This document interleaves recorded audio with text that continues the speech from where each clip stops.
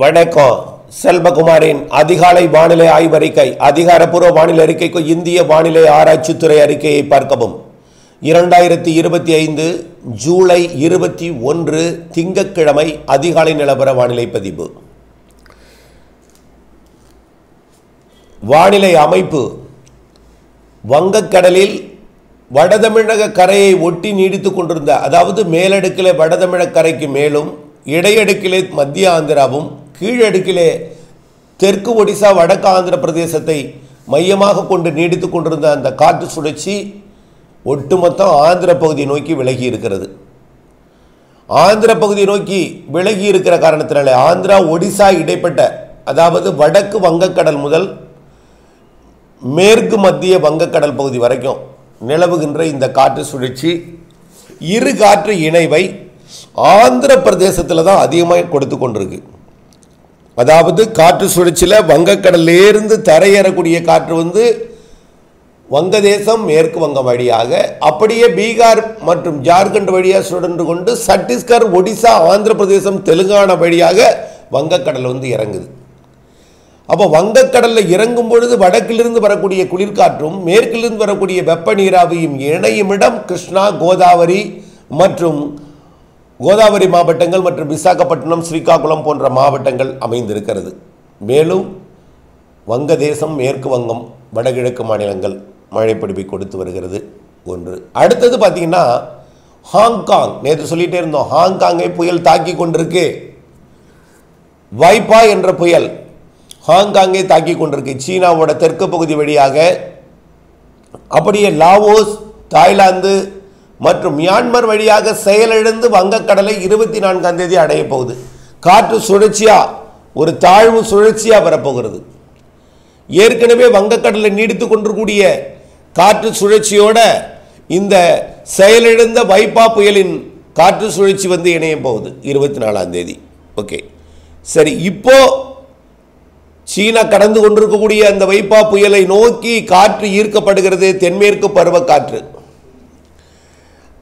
நிலநடுக்கோட்டு இந்திய பெருங்கடலில் இருந்து அரபிக்கடல் வழியாக நேற்று வரைக்கும் வட மாநிலங்களில் நீடித்துக் கொண்டிருந்த காற்றழுத்த தாழ்வு மண்டலம் பாகிஸ்தான் பகுதியில் நீடித்துக் கொண்டிருந்த அந்த தாழ்வு சுழற்சியை நோக்கி குளிர்காற்று பயணித்துக் கொண்டிருந்தது. இப்பொழுது இன்றிலிருந்து தமிழ்நாட்டின் கரையை ஒட்டி ஆந்திர பிரதேசம் மற்றும் தெலுங்கானா, கர்நாடகாவிற்கு மழைப்பொழிவை கொடுக்கும் வகையில் கேரளாவின் ஒட்டுமொத்த கடலோர பகுதி மற்றும் மலைப்பகுதி, தமிழ்நாட்டின் மேற்கு தொடர்ச்சி மலைப்பகுதிகளுக்கு மழைப்பொழிவை கொடுக்கும் வகையில் தென்மேற்கு பருவக்காற்று நுழைய இருக்கு. குமரிமுனை வழியாகத்தான் பெரும்பாலும் பயணிக்குது. அடுத்து அதற்கு அடுத்தபடியாக ஆரல்வாய்மொழி கன்னியாகுமரி வழியாக, அதற்கு அடுத்தபடியாக தான் அதாவது புனலூர் வழியாக ஆரியங்காவு கணமா வழியாக நுழைகிறது. செங்கோட்டை, அதாவது குற்றாலம் வழியாக. அதுக்கு அடுத்தபடியாக தான் தேனி மாவட்டம் வழியாக, அதுக்கு அடுத்தபடியாக தான் வால்பாறை, நீலகிரி இடைப்பட்ட பாலக்காட்டு கணவாய் பகுதி வழியாக நுழையுது. இருந்தாலும் நீலகிரிக்கும் கன்னியாகுமரிக்கும் இடைப்பட்ட பகுதியில் தொடங்கியிருக்கூடிய மழை படிப்படியாக தீவிரமடையும் வகையில் வங்கக்கடல் நோக்கி காற்று ஈர்க்கப்படும். ஏற்கனவே பசிபிக் பெருங்கடலில் ஏற்கனவே புதிய ஒரு நிகழ்வு உருவாகி இருக்கு. அப்போ பசிபிக் பெருங்கடலில் ஒரு நிகழ்வு, தென்சீன கடற்பகுதியில் ஒரு நிகழ்வு, வங்கக்கடலில் ஒரு நிகழ்வு, 3 நிகழ்வுக்கும் காற்று தமிழ்நாடு ஊடாக பயணிக்க இருக்கிறது. இதனால் மேற்கு தொடர்ச்சி மலையில் தென்மேற்கு பருவக்காற்று நுழைய மோத அங்கே இருக்கக்கூடிய மரங்களால் குளிர்வித்து மழைப்பொழிவை மேற்கு தொடர்ச்சி மலையில், குறிப்பாக கன்னியாகுமரி, திருநெல்வேலி, தென்காசி இந்த மாவட்டங்களுக்கு கொஞ்சம் கூடுதல் மழைப்பொழிவை கொடுக்கும். மேற்கு தொடர்ச்சி மலையில் குற்றால அருவியில் வரக்கூடிய 26ஆம் தேதி வரைக்கும் குளிப்பதற்கு தடை விதிக்கும் வகையில், தடையை ஏற்படுத்தும் வகையில்,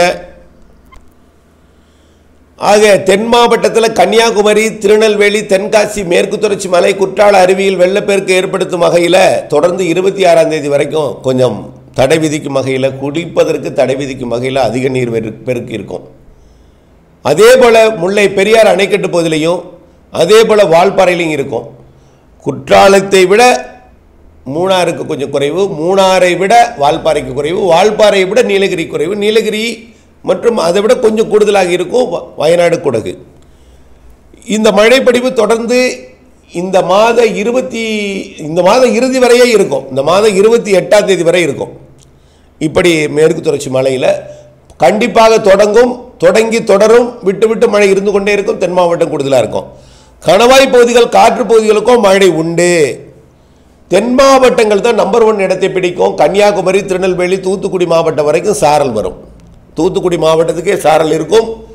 அது விருதுநகர் மாவட்டத்திற்கும் மழை கிடைக்கும், மதுரைக்கும் கிடைக்கும் தேனி சாரல். இப்படி இருக்க ராமநாதபுரம், சிவகங்கை முதல் கடலூர் வரைக்கும் உள்ள பகுதிகளில் பெரிதாக மழை இருக்காது. காரணம் என்னன்னா, பாலக்காட்டு கணவாய் வழியாக நுழையக்கூடிய காற்று வெப்பமடைந்து லேசான மிக வேகமாக வங்கக்கடல் நோக்கி, ஹாங்காங் நோக்கி இப்பொழுது அதுக்கு அடுத்தபடியாக அது ஹாங்காங்கிலிருந்து உள்ள நுழையக்கூடிய நாடுகளை நோக்கியும், அதாவது தாய்லாந்து மற்றும் லாவோஸ், மியான்மர் நோக்கியும் வலுவாக பயணிக்கும். அது இல்லாமல் புதிதாக ஒரு நிகழ்வு பசிபிக் பெருங்கடலில் உருவாக போது அதை நோக்கி வலுவாக பயணிக்கும் என்பதனால கிழக்கு காற்று சந்திப்பு என்பது நடக்காது. வெப்பத்தால் லேசாக்கி மேலெழுவதை அதை குளிர்விக்கணும். குளிர்விப்பதற்கு ஏற்ற பாலக்காட்டு கணவாயிலிருந்து டெல்டா வரைக்கும் இடையில எந்த மழையும் இல்லை. ஆனால் மழை இருக்கக்கூடிய பகுதிகளில் மழை இருக்கும். இப்போ மைசூரில் லேசாக்கி மேலெழுந்து அப்படியே வடகடலோரம் வந்து மழைப்பொழிவை கொடுக்கும். அது கல்வராயன் மலை, ஆங்காங்கே மழை இருக்கும். அதுவும் கூட மேகமூட்டம் சூழ்ந்த ஒரு மேகத்தை உருவாக்கக்கூடிய வானிலை இருக்கிற காரணத்தினாலே பெரிதாக வெயிலும் அடிக்காது, பெரிதாக சூடும் இருக்காது. கேரளாவில் வலுவான மழை பெய்கிற காரணத்தினாலே வரக்கூடிய மேற்கு திசை காற்றும் கொஞ்சம் இதமாக இருக்கும். சூரியனின் குத்துக்கதிர் திரும்பி கொண்டிருந்தாலும் இதமான வெப்பநிலை கேரளாவின் மழை காரணமாக, கர்நாடகாவின் மழை காரணமாக இதமான வெப்பநிலை ஏற்படும். பெரிதாக வெப்பமடைந்து நீராவி மேலெழாது. இருந்தாலும் கொஞ்சம் மேலெழும் பொழுது மிதமான லேசான மழை வடகடலோரத்திற்கு கொடுக்கும். சென்னை, திருவள்ளூர், செங்கல்பட்டு, காஞ்சிபுரம் மற்றும் திருப்பத்தூர், வேலூர், ராணிப்பேட்டை, திருவண்ணாமலை, கள்ளக்குறிச்சி, விழுப்புரம், புதுச்சேரி இது வரைக்கும் கொஞ்சம் மழை இருக்கும். பெரிதாக இருக்காது. ஆனால் உறுதியாக திருவள்ளூர் மற்றும் சென்னை, செங்கல்பட்டு, காஞ்சிபுரத்துக்கு இருக்கும், ராணிப்பேட்டைக்கு இருக்கும், கண்டிப்பாக இருக்கும். 100% உறுதியாக திருவள்ளூர் மாவட்டம் பழவேற்காட்டுக்கு இருக்கும். ஆந்திர பிரதேசத்தில் நல்ல மழை இருக்கும். ஆந்திர பிரதேசத்திலையும் நெல்லூரை விட ஓங்கோல் கூடுதலாக இருக்கும். ஓங்கோலை விட விஜயவாடா, மசூலிப்பட்டினம் போன்றவை கூடுதலாக இருக்கும். அதை விட கோதாவரி மாவட்டங்கள் காக்கிநாடா, ராஜமுந்திரி, அமலாபுரம், ஏனாம் பகுதி, புதுச்சேரியோட ஏனாம் பகுதி நல்ல மழை கொடுக்கும். அதை விட விசாகப்பட்டினம், ஸ்ரீகாக்குளம், விஜயநகரம் கூடுதலாக இருக்கும். அது தெலுங்கானா வரைக்கும் மழை இருக்கும் உள்ளே. இதுதான் வானிலை அமைப்பு. நிகழ்வு வடக்கே இருக்கிற காரணத்தினால இருகாற்று இணைவு ஆந்திர பிரதேசத்தில் நடைபெறுகிறது. சாய்ந்த சுழற்சியாக இருந்த பொழுது நமக்கு மழைப்பொழிவை கொடுத்தது. சாய்ந்த சுழற்சி என்பது ஒன்றிணைந்து கீழடுக்கு சுழற்சியாக வடக்கு நோக்கி நகர்ந்தது. அடுத்தபடியாக தமிழ்நாட்டிலே டெல்டா மாவட்டங்களுக்கெல்லாம் எப்போ மழை, மாலையில் மிரட்டும் வானிலை இருக்கும், மேகம் வரும், மழை தருவது போன்ற ஒரு வானிலை இருக்கும். பெரும்பாலான மாவட்டங்களுக்கு அப்படித்தான் இருக்கும். உறுதியாக எல்லா இடங்களுக்கும் மழை தரும்னு எதிர்பார்க்க முடியாது. காரணம், வங்கக்கடல் நோக்கி வேகமாக பயணிக்கக்கூடிய காற்று வெப்பத்தால் லேசாகி மேலிடுவது கடலுக்குள் போய்விடுகிறது. அதை தடுத்து அதை குளிர்வித்து மழைப்பொழிவை ஏற்படுத்தக்கூடிய காற்று இல்லை. ஆனால் அந்த காற்று சென்னை உள்ளிட்ட வடகடலோரத்தில் இருக்கும். வடமேற்கிலிருந்து வரக்கூடிய காற்றும் மேற்கிலிருந்து வரக்கூடிய காற்றும் இணையும் இடமாக இருக்கும். ஆனால் டெல்டா உள்ளிட்ட பகுதிகளில், புதுக்கோட்டை உள்ளிட்ட பகுதிகளில் நேரடியாக மேற்கிலிருந்து வரக்கூடிய காற்று ஒற்றை காற்று மட்டுமே.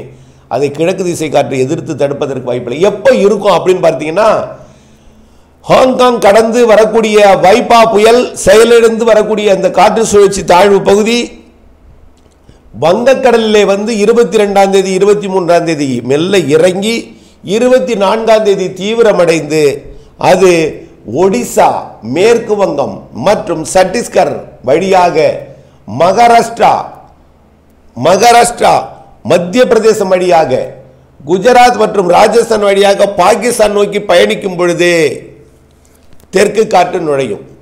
இப்போ ஹாங்காங் நோக்கி பயணிக்கக்கூடிய காற்று என்ன ஆகும், கொஞ்சம் கொஞ்சமாக நிகழ்வு வங்கக்கடலுக்கு வந்தோடனே வங்கக்கடலிருந்து கரையேறி வடக்கு மேற்கு நோக்கி பாகிஸ்தான் நோக்கி பயணிக்கும் பொழுது தெற்கு காற்று டெல்டாவிலே நுழையும் பொழுது வட உள் மாவட்டங்கள் டெல்டாவின் உள்பகுதிகளில் மழைப்பொழிவை கொடுக்கும். அப்பையும் டெல்டாவோட கோடியக்கரை முனை கிடைக்குமாங்கிறது கொஞ்சம் சந்தேகம். ஏன்னா காற்று நுழைந்து குளிர்விக்கும் காற்று தெற்கு காற்று வலுவாக இருக்கும் வடக்கு நோக்கி. வடக்கு வங்க கடற்பகுதிகளில் உருவாகி வட இந்திய வழியாக பாகிஸ்தான் நோக்கி பயணிக்கக்கூடிய அந்த நிகழ்விற்கு டெல்டாவின் அதிராமப்பட்டினம் கோடியக்கரை இடைப்பட்ட பகுதி வழியாகவும் ஒட்டுமொத்த தென் கடலோரம் வழியாகவும் வளைந்து நெளிந்திருக்கூடிய தூத்துக்குடி ராமநாதபுரம் தெற்கு கடலோரம் ராமேஸ்வரம் பகுதி மற்றும் அப்படியே ஜெகதாப்பட்டினம் கோட்டப்பட்டினம் வழியாக உள்ளே நுழையக்கூடிய காற்று தான் போய் வெப்பச்சலன மழைப்பொழிவை உள்ளே ஏற்படுத்தும். உள் மாவட்டங்களில் வட உள் மாவட்டங்களில் வடகடலோர மாவட்டங்களில் மழைப்பொழிவை 25ஆம் தேதியிலிருந்து ஆங்காங்கே கொடுக்கும். அது சில நாள் தெற்கு காற்று மேற்கு காற்றோட வேகம் சற்று குறைந்திருக்கும் பொழுது டெல்டாவின் கடலோர பகுதி வரை கொடுக்கும். ஆக இந்த மாத இறுதிக்குள் ஓரிரு நாள் கடலோரம் எட்டும். 25ஆம் தேதிக்கு மேல் ஒரு சில நாள் டெல்டாவிலே மழை இருக்கும். ஆனால் தொடர்ச்சியாக வடகடலோரம் வடவுள் மாவட்ட பகுதிகளில் ஆங்காங்கே மழை இருக்கும். தென் மாவட்டங்களுக்கும் 25ஆம் தேதிக்குள் ஒரு சில நாள் நல்ல மழை இருக்கும். 22, 23, 24ஆம் தேதி 25ஆம் தேதி எல்லாம் மேற்கு தொடர்ச்சி மலையில் கனமழை இருக்கும். குற்றால அருவிக்கு முதலிடத்தை பிடிக்கும் அளவிற்கு குற்றால அருவியில் நீர்வரத்து அதிகமாக இருக்கும். கன்னியாகுமரி அதே போல் மேற்கு தொடர்ச்சி மலை எல்லா தென் மாவட்ட மேற்கு தொடர்ச்சி மலை அணைகளை நிரப்பும் மழைப்பொழிவு கொடுக்க போகிறது. மேட்டூர் காவிரி நீர்பிடிப்பு பகுதிகள் முதல் கன்னியாகுமரி மாவட்டோட பேச்சுப்பாறை பெருஞ்சாணி திருப்பரப்பு போன்ற அருவிகள் நீர்பிடிப்பு பகுதிகள் வரைக்கும் நல்ல மழைப்பொழிவை கொடுக்க இருக்கிறது. அடுத்தபடியாகத்தான் வடகடலோரம் ஆந்திர எல்லையோரம் வட உள் மாவட்ட பகுதிகள் ஆங்காங்கே நம்பர் 1 இடத்தை பிடிப்பது ஆந்திர பிரதேசம், ஒடிசா, தெலுங்கானா, மேற்கு வங்கம் உள்ளிட்ட வடகடலோர வங்கக்கடலோட வடக்கு பகுதியில் இருக்கக்கூடிய மாநிலங்களாகும். தொடர்ந்து வானிலை ஆய்வறை கூட இணைந்திருங்கள். வானிலையின் மாறுதல், வானிலையின் துல்லியம், அப்டேட் சரிந்து பணி செய்து லாபம் அடைந்திட அன்போடு கேட்டுக்கொள்கிறேன். நன்றி.